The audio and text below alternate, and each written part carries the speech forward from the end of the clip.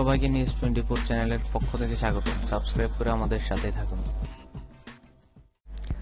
তুরস্কের প্রেসিডেন্টের প্রধান উপদেষ্টা ইলনোর সেভিক বলেছেন, কুর্দি বাহিনীর সঙ্গে তৎপর মার্কিন সেনাদের দুর্ঘটনাবশত তুর্কি ক্ষেপণাস্ত্রের আঘাত হানার আশঙ্কা উড়িয়ে দেওয়া যায় না। উত্তরাঞ্চলীয় সিরিয়ার পরিস্থিতির ওপর মন্তব্য করতে যেয়ে এই কথা বলেন তিনি। তুরস্কের মিডিয়া ব্যক্তিত্ব একরান তানের সঙ্গে তুর্কি একটি স্থানীয় বেতারে আলাপের সময় এই কথা বলেন তিনি। উত্তরাঞ্চলে সিরিয়ার পরিস্থিতি সম্পর্কে কথা বলতে যেয়ে এই আশঙ্কা ব্যক্ত করেন তিনি বলেন, ওই এলাকায় মার্কিন সাঁজোয়া গাড়ি রয়েছে। তুর্কি সেনারা যদি আরও এগিয়ে যায় তবে দুর্ঘটনাবশত কয়েকটি ক্ষেপণাস্ত্র হয়তো মার্কিন সাঁজোয়া গাড়িতে আঘাত করতে পারে।